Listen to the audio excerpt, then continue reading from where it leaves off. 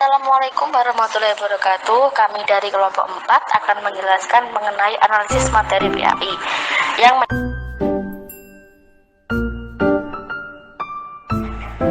yang mencakup 3 pokok pembahasan. Yang pertama yaitu hakikat materi pembelajaran PAI, yang kedua dimensi pengetahuan, yang ketiga pengorganisasian materi pembelajaran PAI.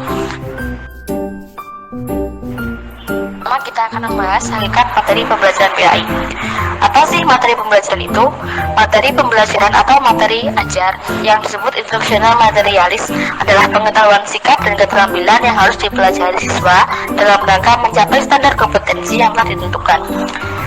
Apa aja sih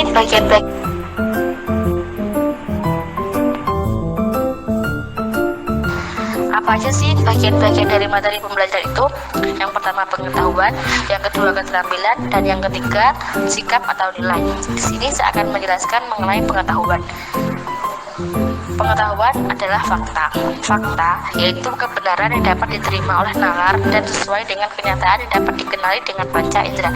Dari sini dapat disimpulkan bahwa fakta dapat diperoleh dengan cara yang pertama memperoleh sendiri dari sumber aslinya. Maksudnya fakta ini didapatkan dari satu sumber asli dan memang kebenarannya seperti itu. Yang kedua, diidentifikasi dengan cara menggambarkan atau menafsirkannya dari sumber yang asli. Nah, dari sini kita akan menggali lebih dalam lagi tentang fakta yang didapatkan tadi. Yang terakhir yaitu mengidentifikasi dengan jalan menyusunnya dalam bentuk reaksi reasoning. Maksudnya dalam menyusun fakta tersebut kita harus menggunakan reaksi reasoning, yaitu reaksi penalaran. Baiklah, mungkin cukup sekian dapat saya sampaikan. Selanjutnya akan disampaikan oleh rekan saya, kepadanya dipersilahkan. Assalamualaikum warahmatullahi wabarakatuh. Perkenalkan, nama saya Agam Pratama, NIM 202101010003. Di sini saya akan melanjutkan penjelasan dari saudari Putri Malia, yaitu saya akan menjelaskan strategi pencapaian konsep. Dalam strategi pencapaian konsep dibagi menjadi dua, yaitu strategi pemilihan dan strategi penerimaan. Strategi pemilihan yaitu siswa dituntut untuk menentukan atau memilih dari serangkaian contoh-contoh yang dikemukakan oleh guru yang memiliki ciri sama dan yang membedakan dari contoh-contoh lain, kemudian mengambil kesimpulan sendiri atau merumuskan konsepnya. Setelah itu yang kedua yaitu strategi penerimaan. Strategi penerimaan yaitu sejumlah contoh yang digunakan guru ditandai dengan ciri-ciri tertentu dan berdasarkan kesamaan ciri itulah diambil kesimpulan sebagai konsepnya. Selanjutnya keterampilan. Keterampilan adalah melakukan suatu jenis kegiatan tertentu yang berbentuk pengalaman belajar yang sepatutnya dicapai atau diperoleh seseorang melalui proses belajar yang ditandai oleh adanya kemampuan. Dalam keterampilan ini dibagi menjadi tiga. Yang pertama, rangkaian respon atau reaksi, dan yang kedua, koordinasi gerakan, dan yang ketiga, pola-pola respon atau reaksi. Rangkaian respon atau reaksi yaitu merupakan rangkaian maupun gerakan-gerakan yang mengikuti urutan tertentu untuk menyelesaikan suatu pekerjaan tersebut. Dan yang kedua, koordinasi gerakan. Koordinasi gerakan yaitu seseorang yang dituntut untuk memadukan sejumlah anggota badan untuk melakukan suatu pekerjaan seperti perpaduan mata, telinga, tangan, kaki, serta konsentrasi pikiran dalam mengemudikan kendaraan bermotor. Dan yang ketiga, pola-pola respon atau reaksi, yaitu berkaitan dengan keterampilan organisasi, seluruh keterampilan yang dimiliki dalam reaksi rangsangan, sehingga dapat dipertunjukkan suatu respon dalam reaksi rangsangan. Contohnya, ketika seseorang berada dalam situasi yang berbahaya, maka akan melakukan gerakan untuk berusaha menyelamatkan diri dari bahaya tersebut. Selanjutnya, sikap atau nilai. Berkaitan dengan sikap atau interest siswa mengikuti materi pembelajaran yang disajikan oleh guru, nilai-nilai berupa sebuah apresiasi maupun penghargaan terhadap sesuatu dan penyesuaian perasaan sosial. Mungkin sekian yang dapat saya sampaikan. Selanjutnya akan dilanjutkan oleh presentator. Assalamualaikum warahmatullahi wabarakatuh. Saya Mutiara Rahmawati, NIM 2011101010058. Di sini saya akan melanjutkan penjelasan dari rekan saya sebelumnya, yaitu tentang dimensi pengetahuan. Dimensi pengetahuan terdapat 4 pengetahuan, yaitu pengetahuan faktual, pengetahuan konseptual, pengetahuan prosedural, dan pengetahuan metakognitif. Dalam menentukan arah materi yang dituntut dalam kompetensi dasar pada kurikulum 2013, kita harus memahami dimensi pengetahuan yang sesuai dengan kompetensi dasar yang diminta. Memahami dimensi pengetahuan ini merupakan perwujudan kompetensi profesional masing-masing guru. Dengan memahami dimensi pengetahuan tersebut, memudahkan guru untuk menentukan indikator pencapaian kompetensi atau IPK, serta tujuan pembelajaran. Dimensi pengetahuan meliputi pengetahuan faktual, konseptual, prosedural, dan metakognitif. Yang pertama yaitu pengetahuan faktual. Pengetahuan faktual berisi elemen-elemen dasar yang harus siswa ketahui ketika mereka harus mencapai atau menyelesaikan suatu masalah. Elemen-elemen ini biasanya dalam bentuk simbol-simbol yang digabungkan dalam beberapa referensi nyata atau rangkaian simbol yang membawa informasi penting. Hal ini menunjukkan bahwa pengetahuan faktual adalah kumpulan fakta, teori, peristiwa, dan benda-benda yang lainnya. Pengetahuan faktual meliputi aspek-aspek. Yang pertama, pengetahuan istilah. Pengetahuan istilah meliputi pengetahuan khusus label-label atau simbol-simbol verbal dan non-verbal seperti kata-kata, bilangan-bilangan, tanda-tanda, dan gambar-gambar. Setiap materi berisi sejumlah label-label atau simbol-simbol verbal dan non-verbal yang memiliki referensi khusus.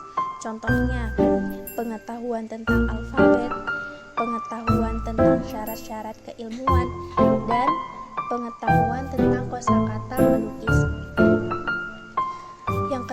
Yang kedua yaitu pengetahuan khusus dan elemen-elemennya. Pengetahuan khusus dan elemen-elemennya berkenaan dengan pengetahuan tentang peristiwa, lokasi, orang, tanggal, sumber informasi, dan sebagainya. Pengetahuan khusus ini juga meliputi informasi yang spesifik dan tepat. Contohnya, pengetahuan tentang fakta-fakta mengenai kebudayaan dan sosial, pengetahuan tentang fakta-fakta yang penting dalam bidang kesehatan, kewarganegaraan, kebutuhan manusia, dan ketertarikan lainnya. Pengetahuan yang kedua yaitu pengetahuan konseptual. Pengetahuan konseptual memuat ide atau gagasan dalam suatu disiplin ilmu yang memungkinkan orang untuk mengklasifikasikan suatu objek atau mengelompokkan berbagai objek. Pengetahuan konseptual berkaitan dengan klasifikasi, kategori, prinsip, generalisasi, teori, model, dan struktur. Pengetahuan konseptual meliputi pengetahuan klasifikasi dan kategori. Pengetahuan klasifikasi dan kategori meliputi kategori-kategori, divisi-divisi, dan penyusunan yang digunakan dalam materi yang berbeda.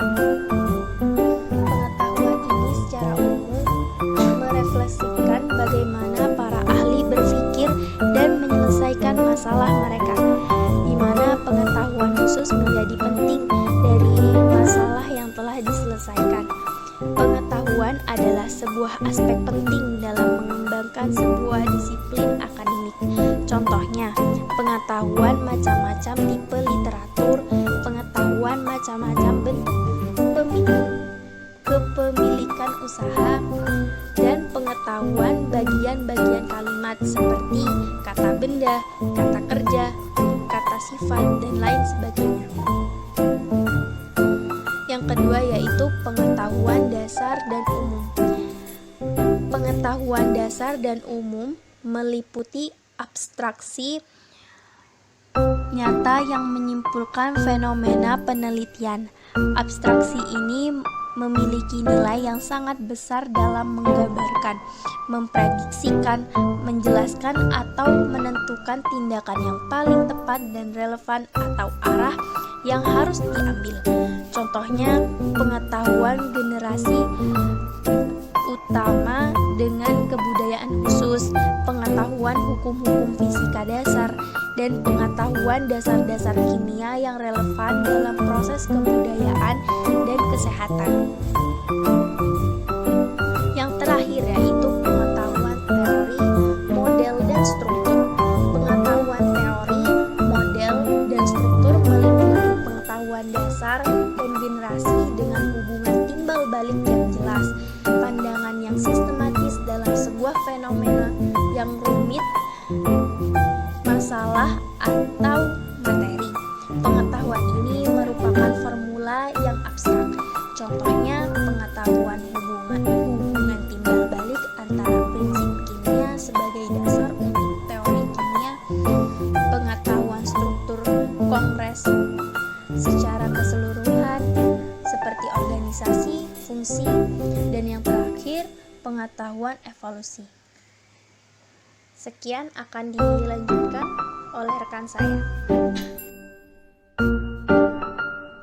Assalamualaikum warahmatullahi wabarakatuh. Saya Iza Afkarina Dwi Putri, NIM 202101010022. Di sini saya akan menjelaskan tentang pengetahuan prosedural dan pengetahuan metakognitif. Pengetahuan prosedural merupakan pengetahuan mengenai bagaimana melakukan sesuatu. Anderson dan Stratwall 2001 menjelaskan bahwa pengetahuan prosedural meliputi 3 subjenis, yaitu yang pertama pengetahuan tentang keterampilan dalam bidang tertentu. Pengetahuan prosedural dapat diungkapkan sebagai suatu rangkaian langkah-langkah yang secara kolektif dikenal dengan prosedur. Kedua, pengetahuan teknik dan metode spesifik. Bagian jenis pengetahuan ini secara umum menggambarkan bagaimana para ahli dalam bidang disiplin ilmu berpikir dan menyelesaikan masalah-masalah daripada hasil-hasil dari pemikiran atau pemecahan masalah tersebut. Selanjutnya, pengetahuan metakognitif.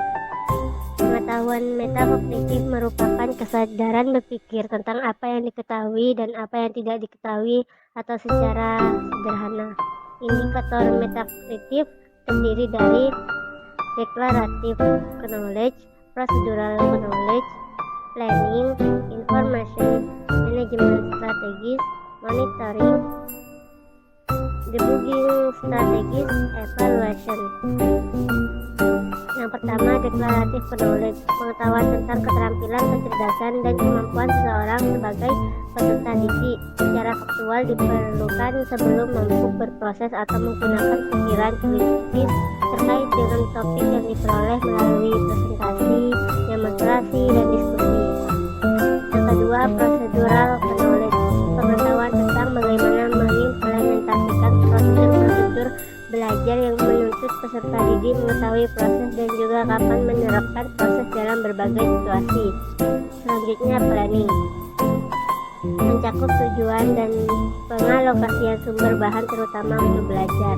Selanjutnya, information management strategies, keterampilan dan strategis yang digunakan untuk memproses informasi secara lebih efisien, menggabungkan, menyimpulkan, memfokuskan, atau menentukan prioritas. Monitoring, penilaian strategi belajar seseorang yang sedang digunakan. Selanjutnya, debugging strategis, strategi atau langkah yang dilakukan untuk mengoreksi kesalahpahaman atau perolehan. Yang terakhir, evaluation, analisa perolehan dan efektivitas strategi pada akhir kegiatan belajar. Mungkin Cukup itu dari saya. Penjelasan selanjutnya akan dilanjutkan oleh rekan saya. Kurang lebihnya mohon maaf. Wassalamualaikum warahmatullahi wabarakatuh.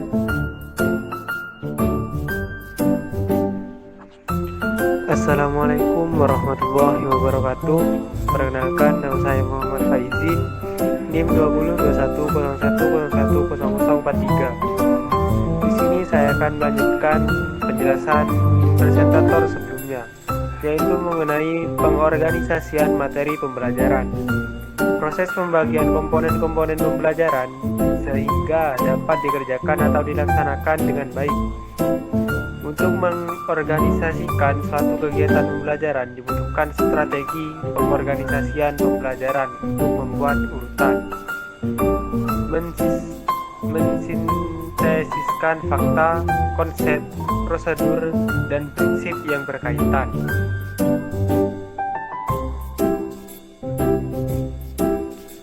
Selanjutnya yaitu pengorganisasian pembelajaran oleh guru, yaitu dibagi menjadi 4 macam. Yang pertama yaitu mengelompokkan kegiatan sumber daya manusia. Yang kedua yaitu menyesuaikan strategi yang telah disusun sebelumnya. Yang ketiga yaitu mengorganisir materi pembelajaran yang akan diajarkan. Yang terakhir yaitu memilih metode mengajar yang tepat untuk siswa. Mungkin hanya itu yang dapat saya sampaikan, kurang lebihnya mohon maaf. Saya mewakili kelompok 4. Akhir kata, Wassalamualaikum warahmatullahi wabarakatuh.